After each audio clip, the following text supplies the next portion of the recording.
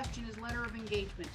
I do use it, but I do it as many of us do. We're using DocuSign. And as you've already indicated, we're probably aware that many of our clients don't actually read it. Well, So the one I'm using certainly is not highlighted the way you just have. Are we allowed to highlight those key things so that they would look at it? not only could you highlight those things, you could add initial boxes next to any real key points that you want them, like right, you could put initial boxes right in the middle of the paragraph over top of a key piece. And that's not a bad idea. That's actually, that's a nice way to sort of level the document up. Yeah, I don't know if I want to have them initialing at all, but at least highlighting the important areas, Yeah. because there is a lot of, it's important, it's legalese, but it's also gobbledygook. We want them to hone in on real key things that are important, So, okay, that's good. Yeah. I would actually say that and maybe you did just say this, but initials beside the most critical points on those documents is probably a best practice, because the first broker I ever worked with was always petrified about being sued. It was like the top of every topic that we chatted about, and he would always say to me, and I've said this before probably on some of Dustin's calls or other interviews I've done, Rob, if this file was put in front of a judge, would you be able to prove your innocence, right? So when somebody says, well, you left us high and dry with a week to closing and this is unacceptable and we're going to sue you, well, Louise, we will bring up this document, and you initialed beside the line where it said, if you don't do as we say, and here's the 20 emails where we requested your bank statement, right? So, and it also gives, the other option, if somebody's going to complain on, you made us initial beside every line. Well, it also gave you the opportunity to read through the document on DocuSign, right? Yeah. So it might seem like overkill, but it's only an extra 20 seconds maybe, I don't know. Yeah, I think the highlighting is the most important because visually they'll see it. Yeah, I agree. I'd agree. And I wouldn't lose sleep over a client docu-signing the client agreement in 3 seconds flat. I don't think that creates as much potential risk as them doing that with a mortgage commitment. Everybody does that with client agreements. I think you're still on solid ground there. Good. Thank you very much. Great question. Thank you. My question is, would you work with a client who you know is working with another broker behind the scene? What do you do when the client's working with another broker? So first off, one of the most important things is when you pull that credit bureau, you're not just looking at their credit score, you're looking at who else has pulled that credit recently to determine that. And secondly, asking the direct question is also important. But when they tell you yes, or when you can see that they are because they just had their credit pulled yesterday, I think, again, just clear communication. Personally, I would suggest you ask the client outright, hey, it appears that you're working with another mortgage broker. Can you tell me a little bit about why that is? And I remember having a realtor who used to tell the clients to start the application with at least 3 mortgage brokers at once. Mm-hmm. And I had to correct the realtor. Dude, no, that's like me saying go get 3 listing agents to show you properties. Like, that's not how it works. And he's like, well, why don't you just get an agency agreement? I'm like, well, we don't have agency agreements in broker world. So I would be very clear with the client. I would just ask them point blank, like, but not in a confrontational or negative way. I wouldn't assume. I would never assume that the client is super crafty and up to something. I would default to assuming they've been given some bad information by somebody. And then I think you have to ask them to make the decision. Which broker are you going to proceed with? For your own safety, really, like because you wind up sending the same application into to the same lender. 2 different applications come into the same lender. That creates problems. But what would you add, Rob?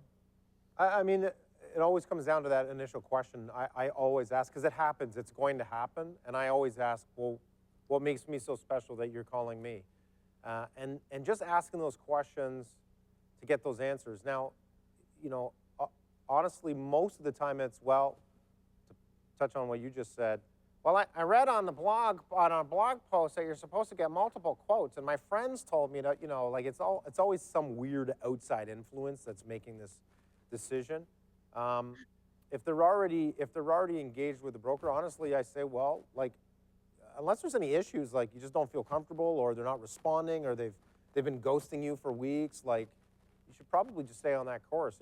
It's doing, what I tell people often is I'm doing you a disservice by trying to take you down another path that maybe you've already started with broker A, if I'm broker B, right? So it still happens to me today where, you know, clients of mine will get scooped by other brokers. I'm not gonna lie, it pisses me off. But, you know, what are you gonna do? The best that you could do, in my opinion, is ask those questions. If the other broker's ghosting them, they just don't feel comfortable. Actually, I took a call from a client in the lobby of the hotel after I checked in a day or two ago, this exact scenario, right? And I asked those questions. It turned out to be more of an uncomfortable situation with the products that were being offered, and I don't know, went down a very different path, but I asked those questions. More often than not, I'm gonna tell them to just go back to the original broker that they were dealing with. Thank you. Yeah, you're welcome. Thanks for the question. And as a footnote on that is actually an interesting strategy too, when you really try and push them back to the other broker. No, I insist. I can see they've pulled your credit 2 weeks ago, 2 days ago, 2 months ago. You're clearly engaged with them. It would be unfair and unreasonable of me to pull you away from them. And it's interesting how suddenly, no, we really want to work with you, starts to bubble up. Yep. Reverse psychology. Yeah. Yeah. Yeah. Yeah, try and break up with them. See how easily it works. How do you get over the fear of bothering someone? Honestly, Matt, great question. That's a you problem. That's not a them problem. If you're going to call them and they don't want to talk to you, they're going to decline. It's going to go to message. If they actually catch you and they don't have the time to speak with you, they're going to verbally tell you that. I feel like the bothering somebody when you're calling them, if they're picking up the phone, which is something I learned from this guy years ago, if they're picking up the phone to call you, take the app while they're on the phone. And I was guilty of this in the past. Okay, well, thanks for calling. Maybe we can set up a call to do the application in a week, and just trying to get them off the phone as quick as possible. No, they're taking the time. They've committed the time to call you. You can bang out that information on your loan origination system as quickly as possible. But outbound calls, if they don't want to talk to you, they're just gonna decline the call every time. That's gonna happen 2, 3, 4 times without callbacks before you understand they don't want to talk to me. Yeah, I agree. Just would love to hear your thoughts about the Calendly link. We do use Calendly, but I've been, doing a little bit more digging around conversion. And what I heard is that when you make people take an extra step to get to a decision, it kind of, discourages them sometimes. So when you send a Calendly link, what are your thoughts on the effectiveness of that tool? I mean, I know it manages our time better, but do you find that it adds an extra step in terms of getting that client to actually talk to us versus just picking up the phone and talking to them? Yeah, I think it certainly does create a hurdle, but it all has to be in the context of the situation. So if any of you were to email me right now, I have an autoresponder on my email because I'm here for days and I'm in a different time zone. My email bounce back, my out of office, I'll kind of loop back to that extra hurdle, but my email bounce back says, hey, I'm out of town, I'm away, very minimal access to email, response times maybe up to a day. In the meantime, here's a few options for you, and I list out in the auto reply different options. Book a 15-minute call, start an application. There's a couple of options there. The reason I say that is because if I'm talking to Dustin right now on the phone, and if I'm talking to Dustin right now on the phone, he's taking the time to call me, and I'm telling him to book a call now for a future call, it might be a roadblock for him because maybe he's already talked to somebody, or it just seems, a bit, excuse the pun, but it's like dickish for me to push that person off again. So yeah, you are right. If they're calling you, take the call if you're willing to take that call at that time. If you're out of the office, I don't see anything wrong with having an auto reply saying, I'll reply to your email in the morning. In the meantime, if you'd like to book a call with me, you can do that here. So I guess for me, it really depends on the whole context of the situation. Yeah, I'd agree. I mean, the note that I just made for myself here, I look at it like support, not default. So you don't want to funnel everybody over into that link automatically unless you're at a level where you are just wildly busy and there's more fish jumping in the boat than you have time to even deal with, you know, it's just another filter to try and sort people through. But, you know, again, the bulk of today has been targeted on newbies. And I think the Calendly link is nice in that it's a support piece in your email signature on your website. If people want to click and book a meeting, they just boom, boom, boom, they can do it right away. So it removes a step. Like, they don't have to pick up the phone and call a stranger. They don't have to type an email. They can just click and book a meeting. So it's a nice tool to have, but it's definitely not the default way of communicating with people. And yeah, I would agree. If the phone rings, again, if you've got more time on your hands than you do clients, be picking that phone up on the first ring, and to Rob's point, be getting that application on the opening call. I mean, I found that I would suggest for the person who I could not get their application on the opening phone call, when that happened, I probably only actually captured 1 in 10, maybe 1 in 20 applications afterward. So I either got it right there on the opening call, or I didn't get it ever again. That was my experience. And then there's software now with these CRMs that are available to all of us in this industry that you can start that application and then push out the rest for them to fill out. So I mean, I think the key takeaway, you know, even going back to the CRMs or the Excel spreadsheets, doing something effectively is better than doing nothing at all. So I think that there's no real wrong answer, but if they're calling you, if you have them on the phone, try to utilize that time as much as possible.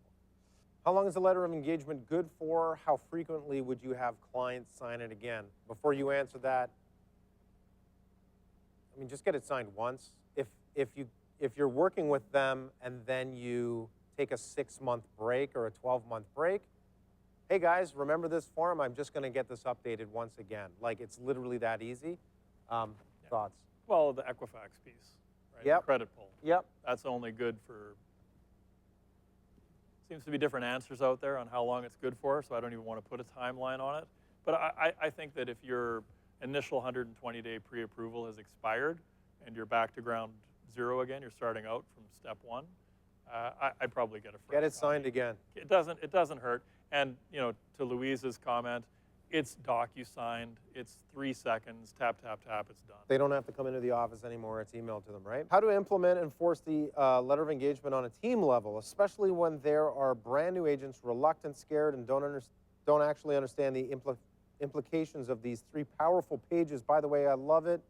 During implementing this doc, I lost several of the leads, but now it's part of the protocol of my practice. Thank you, Dustin, for it. Cheers. Yeah, it's interesting. I think that we're all very afraid of spooking the client. It's like we're hunting a deer in the forest, and if we step on a branch and it cracks, they're going to bolt and they're going to be gone.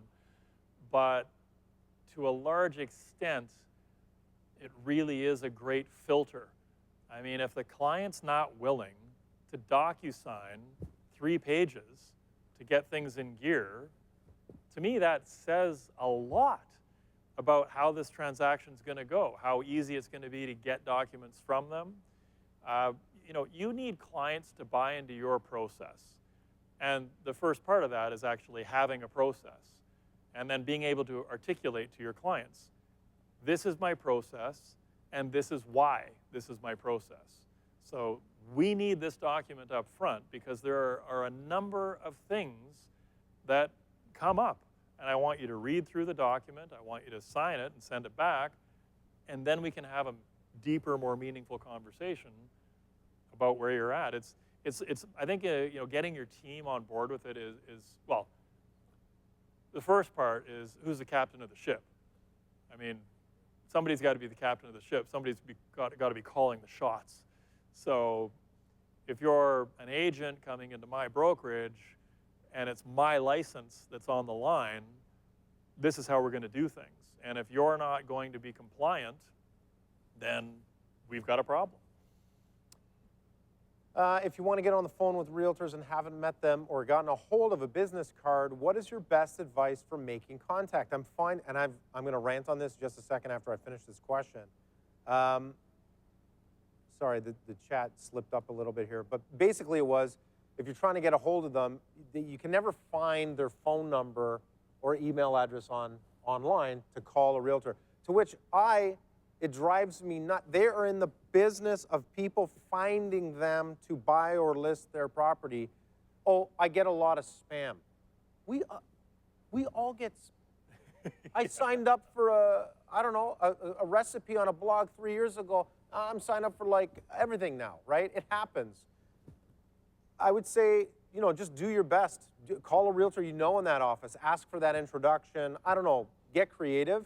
But when you speak to those realtors, say, man, like, actually drive it home. Like, hey, it's really hard to find you online. Like, if I'm driving past your sign and I see your listing and I just want to ask Google to dial your number because you're a realtor in my city, how's Google going to find you? Like, I'm just curious. How's business? Like, that's really difficult. So that's my rant. Well, and again, that's probably a different mindset realtor. You're not necessarily going to get traction with that one. Right. You want someone who is out there. The one who's out there is the one who's doing the business. Absolutely. What is your prediction regarding interest rate hikes, and when we could expect rates may come back down, and to what extent it may go low? I joined late, so my apologies if already discussed. Oh man. Well, we haven't really got into that at all. Like we've kind of stayed away from current affairs. My crystal ball is put away. I'm done with predictions because my track record was really not that great last year. Me too. So I'm trying to avoid that. But I do think that things have changed in what we're paying attention to. So the jobs number is now a thing that all mortgage brokers are paying attention to. You need to be tuned into that jobs number because that jobs number is an indicator of what the Bank of Canada is going to do. The CPI, the next CPI announcement, Consumer Price Index, that's coming out on January 17th. That's an important date to watch. That's an important thing to watch. And the calendar I mentioned, that's going to have the CPI dates, the job dates, all in there as well, because those are all opportunities to interact with clients. They're e-blast opportunities. And you need to know what's happening. So what's happening? The most recent jobs report, they were hoping for flat. They were maybe hoping some people lost their jobs. No, we added 104,000 jobs. That's not awesome. Now, I think core inflation was just reported as having dropped again in the US, so that's a plus. Hopefully, we're going to see something like that. Increase in jobs, a drop in inflation, would that maybe be enough for the Bank of Canada to hold steady? I just don't think they're quite ready to hold steady. I said I wasn't going to make predictions, but it feels like a quarter-point hike is coming, and I've heard other people say a half point. I think that's the range, 0 to a half, quarter coming up the middle. Now, beyond that, for the rest of the year, could they park it? I think they absolutely could. Would they start to bring rates down in the next 11 months? I think that's highly unlikely. But again, you need to watch the job report. You need to watch the CPI index. You have to watch and see where these things keep landing. But hopefully, I think everyone is just kind of crossing their fingers that we're just going to have flat rates for 2023, maybe flat rates for 2024, hopefully starting to tail off downward. Now, how low are they going to go? That's anybody's guess. You could have any kind of thing happen, as we've seen. From the 2008 subprime crisis to the pandemic. I mean, some other thing could come out of the blue and drive rates back down into the ground. It could happen. But are they going to just, in a world where everything stays more or less like it is right now, rates aren't moving anytime soon. We need to see some fundamental changes. But, the pundits and the economists, they're all predicting about a point pullback by the end of 2024. I'll bring everybody's attention to the beginning of 2022 when some lender economists out there, I'll keep this very blank. They predicted up to nine rate movements. And the market, including myself, laughed. Yeah. Laughed. And their prediction was a 2% hike overall. That's right, because nine movements, It was eight movements at a quarter point is 2%. Guess what? They blew through that, right? So at the beginning of the year, we're laughing, going, these are the smart people? Yeah, these are the smart These people. are the real smart bean Well, and counters? as it turned out, they were wrong. Yeah, they were. They only called half of it. They So were less wrong. if you're new, if you're old, if you're seasoned, if you're not, stay out of the business of predictions. Listen to the client's needs and wants. Talk about the plan of the property and what they're cooking up in their family and what that move is going to be. And just try your best to base your theories around that with their buy-in and that conversation, and make sure it's documented in emails. Last thing you want to do is say, another pandemic's going to happen and we're going to, things are, no, don't, you're not in that business and you're going to get sued. Well, and I'd say go into the Vimeo vault. Nobody gets sued, by the way. We'll talk about that tomorrow. And actually, there's a great segment I'm going to share tomorrow with you guys that was a conversation with Jason Ellis, the president and CEO of First National, about the rate of defaults, where interest rates are going in his opinion. But that's tomorrow. We'll get into that. So somebody else can break out their crystal ball for us. I've been told to fill my calendar, even if I'm not busy, to simulate that you are busy. I was told this at the beginning of my career too, and I kind of bought into that. Here's the problem. A little bit. The one and only lead that you have is going to open up your calendar and see that you're busy at 4 p.m. on Tuesday because that's your busy, and you're going to lose it. I mean, if you've got nothing on the go, you just tell your partner at home, I love you, but if the phone rings, we need to eat. Are you tired of eating craft dinner? I am. Let's upgrade our life. I got to take the phone call. So that's a fine balance. Now, what I will say is if you don't want to do a Zoom call on Sunday night at 9 p.m., then block that off. Yeah, I think blocking for the Calendly app, certainly blocking Sunday or evenings. I mean, this is reasonable. Sure. But Monday to Friday is go time. Monday to Friday, 7 a.m., 8 a.m. If you've got shift workers in your community, it doesn't matter. Figure it out. You need the business. You need the referrals. You need to make people happy. You need to build your business. I took applications at 8 o'clock, 9 o'clock, and foolishly, and I say foolishly, as late as 10 o'clock, because the people who could only talk to you at 10 o'clock at night, they're not the people that wind up funding. They take up a lot of your time at 10 o'clock at night. The people who can only talk to you on Saturday nights, they're also not the ones that tend to wind up funding. But I felt that 8 a.m. to 8 p.m., Monday through Friday, was pretty broad availability. Like if that's not working for you, and I used to put half days in on Saturdays, so like 8 till 2 available on a Saturday. Right. And I guess that's a 3/4 day for normal people. But anyway, if you want to tell people, they're going to ask. People are going to say, "Well, are you available on Saturday at 5:30 p.m.?" You say, "I'm really sorry, but I work a lot of hours during the week for my clients." And I dedicate. No, Rob, you don't say that. If you have no clients, you say, yes, I am. Yes, I am. You are. Because even if that file doesn't fund, it doesn't go anywhere, you get the experience of interacting with the client. You get the experience of hopefully building the application, of trying to get them to sign the 3-page letter of engagement. You put your foot in your mouth, you screw it up, and that's okay, on to the next one. And you need as many clients as you can possibly get in the early days. And I don't mean to speak like that. I mean, it is challenging in the early days, getting your stride, learning to control that conversation, learning to guide the conversation into the application inside the first 20 minutes of the call, and spending the second 20 building the application smoothly over the telephone. Like, that takes practice. And we really only practice on live clients. That's right. If you are making an anniversary call, renewal call, and have to leave a message, but they don't call back, how long would you wait to try again? Or how many times would you try connecting with them before giving up? So if it's an anniversary call, that's kind of a one and done. Like, hey guys, congratulations, it's been a year. I hope you got the lawn furniture out and it's, beautiful neighborhood, that's it. There's no callback. You leave the voicemail. If they call you back, great. They call you if they back. don't, Right. no worries. The renewal call, going back to the CRM component, all these CRMs have automated processes based on maturity date. You can have those emails automatically go out 6 months, 4 months, 8 months, whatever you want. but also calling if they're not responding to those emails.